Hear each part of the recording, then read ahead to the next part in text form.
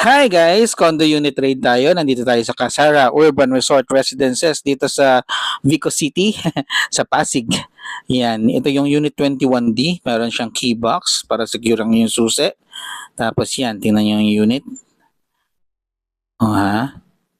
Ganda, di ba? I'm not sure if this is a two-bedroom unit na reconfigure, pero spacious siya. Ayan, meron siyang microwave, electric stove, water kettle, may aircon siya sa labas, may wifi router, TV, malaki yung sofa, may aircon sa loob. O, yung bed niya ay queen size tapos hindi pa sila masyado nakita yung pull out bed sa ilalim. Pero itong space na to, pwede pang lagyan ng another bed. Yan, provided na yung mga bathroom and towels. Tapos, eto, yung dining area for 4. Meron pang extra dito kung di pong dalawa lang kayo. Pasok tayo sa CR. Ayan, provided na yung water heater. And then, are you pooping? May mga sabon na. Tapos ito, provision to ng washing machine. Pero since Airbnb siya, wala siyang nilagay. Ayan, dala ka na lang dito ng sabon, shampoo, toothbrush. Ayos na ang bakasyon. Ang sarap mag-staycation dito. Ang ganda ng area dito sa nitong Casara Urban Resort Residences na to. Yan, tapos silipin natin yung labas. Labas tayo. In 3, ayan, nasa labas na. Bibilang ka pa ha. Yan, so ito ay project ng Empire East.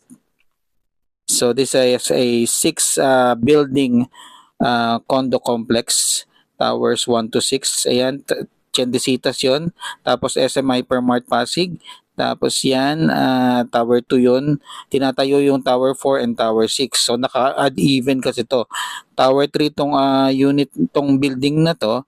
Tapos pag lumiko tayo dyan sa kanan, yan yung Tower 1. Tapos yung opposite side na hindi natin nakikita ay Mountain Range. Ayan yung Tower 5. Kaya 135 tapos 246 dun sa kabila. Ayan. So bakit ang ganda ng location nitong Empire East na Casara Urban Resort Residences? Kasi nandito siya sa Ortigas East. Ayan nga Chende. Tapos SM Hypermart. Doon sa tabi na SM Hypermart yung eto, yan, yung gasolinahan na yan, tapos may Macdo.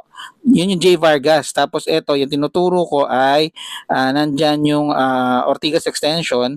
Pagtawid mo dun sa kabila, siguro mga 300 meters is yung township ng Bridgetown. Bagong-bagong Bridgetown. Nandyan yung Opus Mall.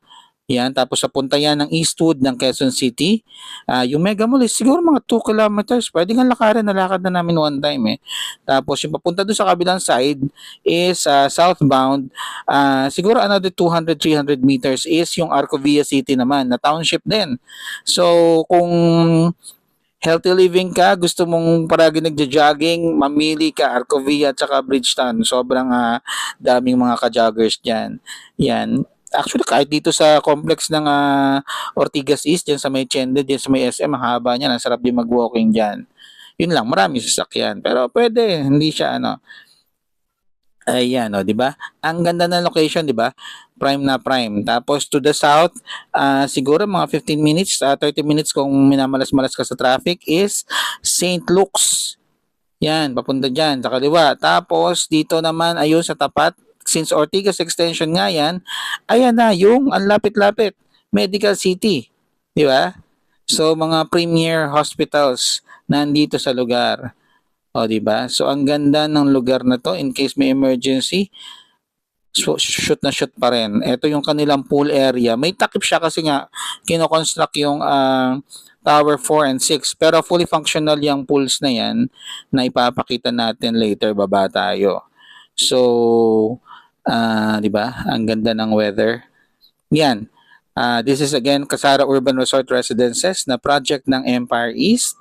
So soon in siguro 2 years or baka wala pa, magiging 6 na building complex ito. Nandito to sa Barangay Ugong in Mayor Vicos, Pasig City. Yan. Pero hindi nyo makikita pangalan ni Vico dito kasi ganun katino yung Pasig. Laging Pasig ang nakalagay. Giting Pasig, di ba? At yan na nga yung binibida kong pool area na ang laki, di ba? Tapos katabi niya basketball court. Ganda ng place na to guys. Ito yung kanyang ads sa Airbnb. Kapag nakita mo yan at gusto mo yung 21D na unit, staycation ka dito sa Pasig na ang dami mo mapupuntahan. Go, go, go! Kita kits! Bye-bye!